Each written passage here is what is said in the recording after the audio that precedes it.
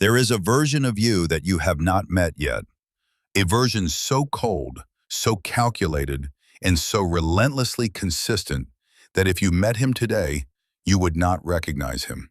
You would fear him.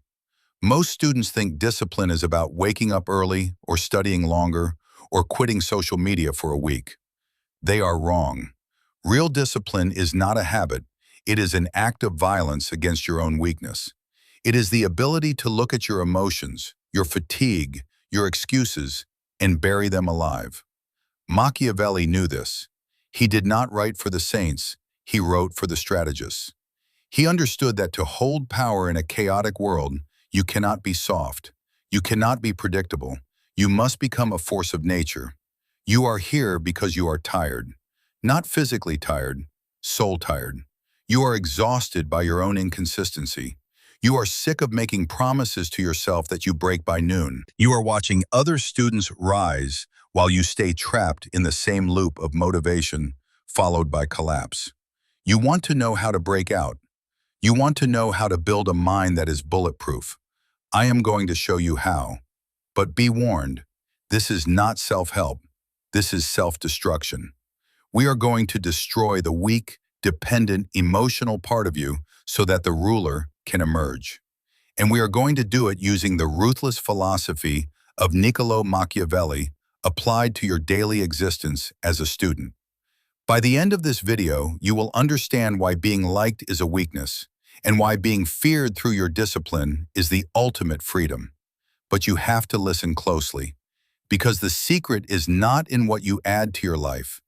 It is in what you are willing to kill. Phase 1. The discipline of silence. Machiavelli famously said, "Everyone sees what you appear to be.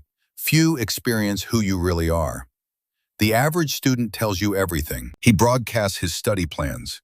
He posts his new schedule on Instagram. He announces his new era in the group chat before he has done a single day of work. He seeks validation for effort he has not even exerted yet. This is why he fails. He releases the pressure valve before the engine even starts. You must do the opposite. You must become a ghost. True discipline requires silence. When you are constantly talking about your goals, you are begging for approval. You are asking the world, "Is it okay if I become this?" Stop asking. The most dangerous student in the room is the one who listens, watches, and says nothing. When you go silent, you create a vacuum. People become unsettled. They wonder what you are up to. They wonder why you do not need their attention anymore. This silence is your armor. It protects your intent. When you work in the dark, you make mistakes that no one sees. You correct them without judgment.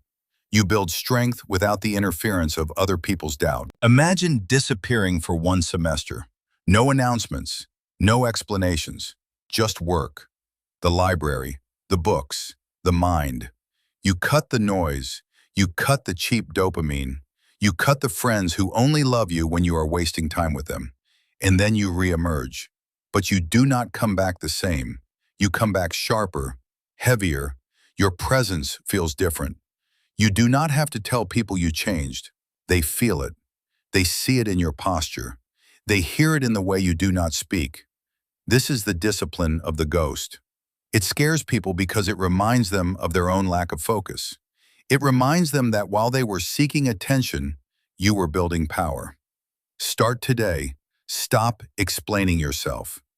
Explanation is the language of the victim. The powerful do not justify their actions. They execute them. If you are tired, shut up and study. If you are hurt, shut up and heal. If you are winning, shut up and keep winning. Your results will speak, and their voice will be louder than anything you could ever say. Phase 2. Emotional alchemy. There is a misconception that disciplined students are robots, that they do not feel pain or boredom or the desire to quit. That is a lie. The disciplined student feels everything. He feels the desire to skip the lecture. He feels the sting of a bad grade. He feels the overwhelming urge to give up at 2 a.m. when the material makes no sense. The difference is he does not care. Machiavelli argued that a leader must not be ruled by emotion, but must use emotion. He said, "Men are driven by two principal impulses, either by love or by fear. You must apply this to yourself. You cannot rely on loving the grind. You will not love solving problems at midnight when your friends are out. You will hate it. You cannot rely on passion. Passion is a fickle flame. A gust of wind blows it out. You need something colder. You need duty." Discipline is the art of acting in direct opposition to how you feel. It is emotional alchemy. You take the lead weight of "I do not want to," and you transmute it into the gold of "I did it anyway." When you stop consulting your feelings before you act, you become dangerous. Think about it. If your weakness knows you only study when you are motivated, all it has to do is wait until you are sad, until you are tired, and then you are defenseless. But if you are the kind of student who studies harder when he is miserable, who revises harder when he is heartbroken, who focuses deeper when he is angry, you become unpredictable. You become immune to circumstance. People look at you and they think, "Why is he not stopping? He should be broken by now." They do not understand that you have detached your actions from your feelings. You treat your emotions like the weather. You look out the window and see a storm. You acknowledge it, it is raining, but you do not cancel your mission because of rain. You put on a coat and you walk. Practice the 3-second rule. When the alarm goes off, you have 3 seconds. If you think about it for 4 seconds, your brain will convince you to stay in bed. Your brain is designed for comfort, not greatness. It is a survival mechanism, not a success mechanism. You must bypass the negotiation. 1, 2, 3, move. Do not think. Thinking is the enemy of execution. In the moment of weakness, just move. The body must obey the command. Over time, you rewire your neural pathways. You stop being a student who tries to be consistent. You become a machine that functions regardless of how it feels. When your internal state no longer dictates your external output, you are free. Phase 3. The weaponization of isolation. Machiavelli knew that to maintain power, a ruler often had to stand alone. He wrote, "A wise prince should rely on what is in his own control, not on what is in the control of others." Look at your circle. Look at the 5 people you spend the most time with. Are they pushing you, or are they comfortable? Are they studying, or are they scrolling? Are they building something, or are they just passing time until the next exam? Most students are terrified of being alone. They fill every silent moment with reels, music, texting, scrolling. They cannot sit in a room with their own thoughts because their thoughts tell them the truth. You are wasting your potential. To become terrifyingly disciplined, you must embrace isolation. You must be willing to walk away from people who do not serve the mission. This sounds cruel. It is. It is ruthless, but it is necessary. When you start to rise, people will try to pull you back, not because they hate you, but because your growth highlights their stagnation. You are a mirror. When you start scoring higher, the friend who does not study feels judged. When you start building habits, the friend who wastes every evening feels attacked. They will say, "You have changed. You are obsessed. You are no fun anymore." Good. Fun is the distraction of the average. You are not here for fun. You are here for mastery. You must become comfortable with being the villain in their story. Let them call you cold. Let them call you distant. You do not think you are better.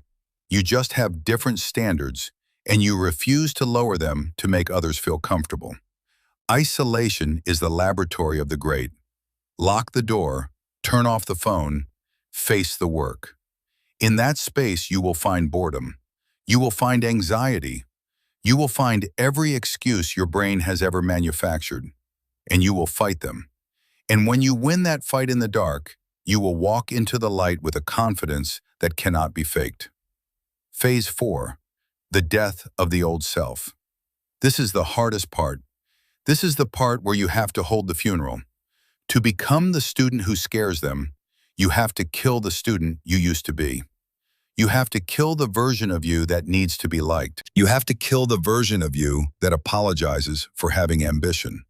You have to look at your past, your failed attempts, your wasted semesters, your embarrassments, and you have to close the door.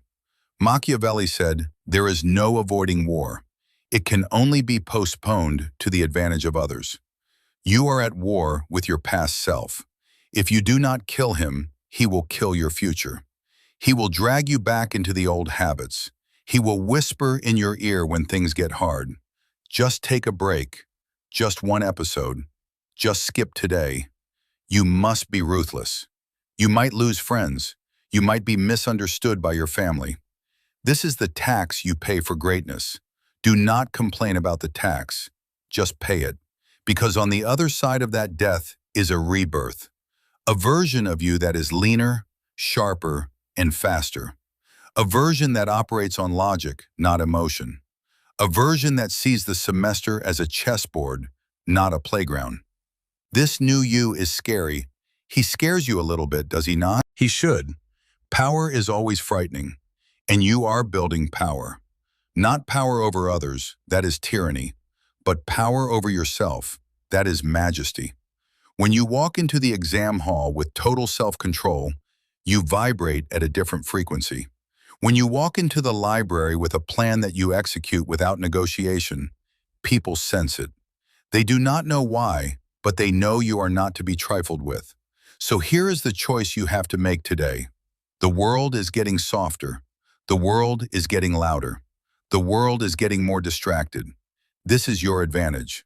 While they get weaker, you get harder. While they scroll, you study. While they seek comfort, you seek the edge. You are going to scare them, not because you are trying to, but because you are a mirror reflecting everything they are too comfortable to become. The path is cold, the path is steep, and you must walk it alone.